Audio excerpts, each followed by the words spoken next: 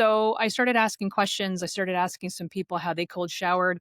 I got a lot of not great information because I was asking people that were not necessarily skilled or educated. And so, interestingly enough, a couple of years after failing painfully quite a few times, and I'm sure maybe the first time that you took a cold shower or maybe an ice bath, it was not the Instagram experience that you see, online. And by the way, when I was doing it, nobody was talking about it. Nobody wanted to do it. Everyone thought I was weird. It was a tiny, lonely community.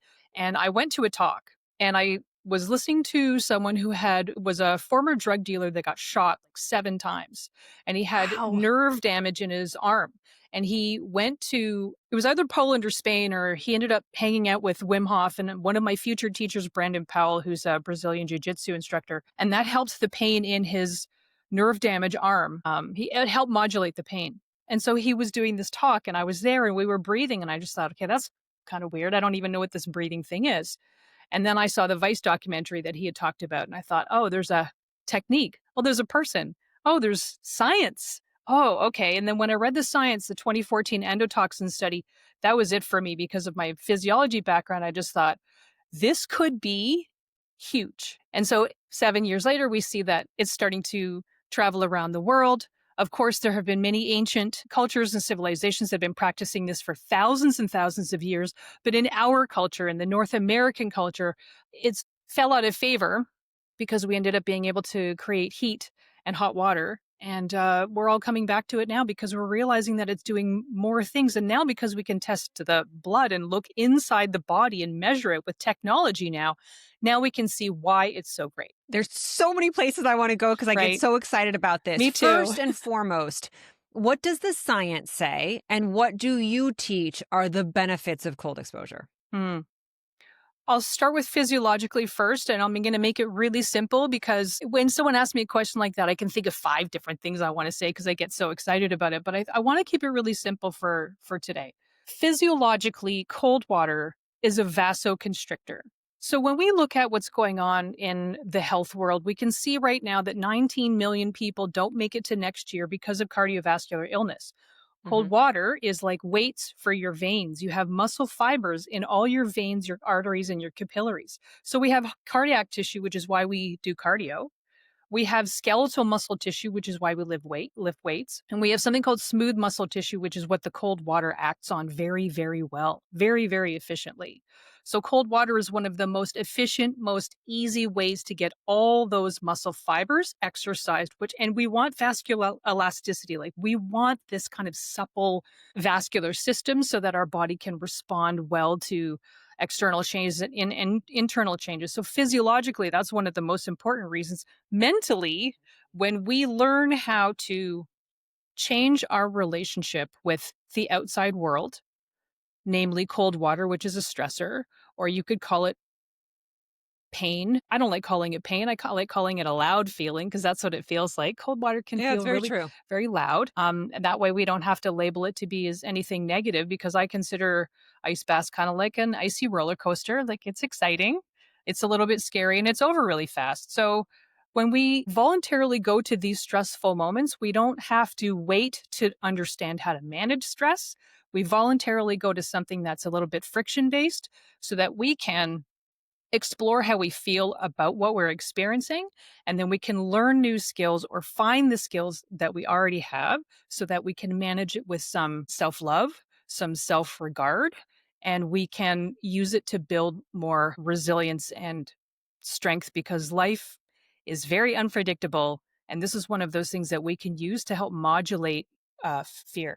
People will say to me, you should never recommend cold plunging or cold exposure because I know somebody who had a heart attack and died when they did it. There seems to be that fear from either social media or out there. How do you respond? There's definitely people that need to be very careful or even avoidant with cold exposure. And I would say, I like to make jokes sometimes. I'll start with something funny. I'll say like, well, if you've ever taken a handful of ice cubes and put it in your drink, you're already practicing cold exposure.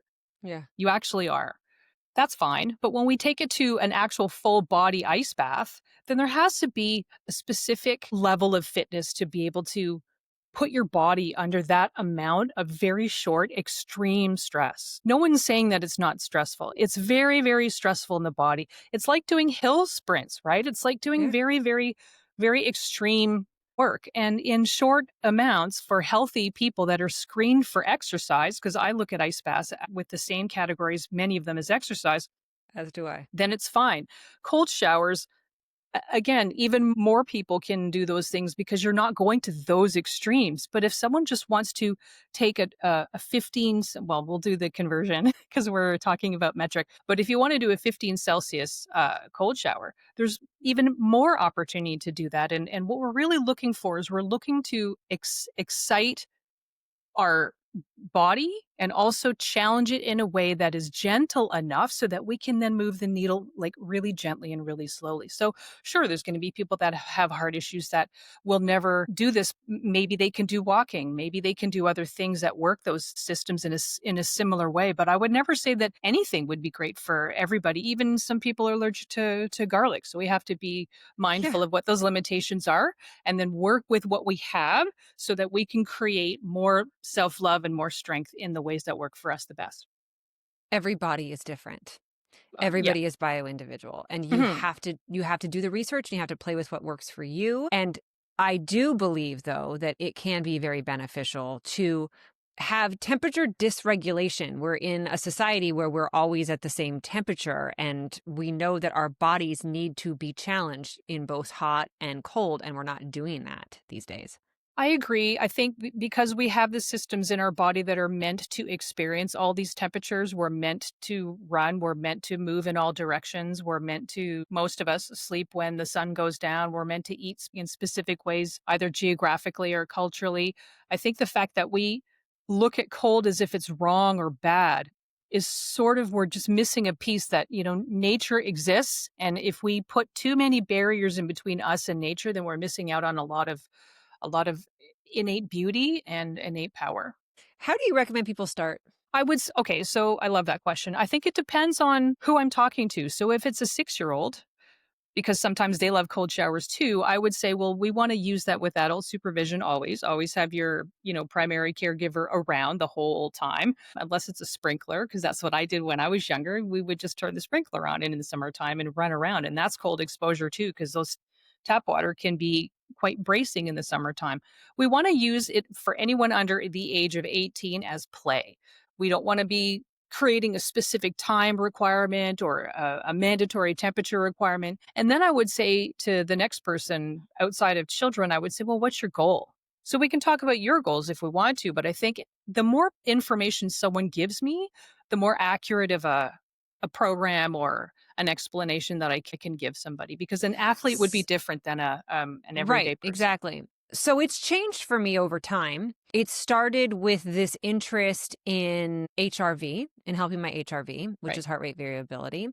And we want to talk about this at some point too, in linking the breath work with the cold exposure, because I truly believe what it has helped me do the most is react to other stressors better. Because when you put yourself in cold water and you start going like this, in order to be able to learn how to breathe through something that big of a stress, then you'll learn how to breathe through any stress, a bad email, a conversation with somebody, the loss of a loved one.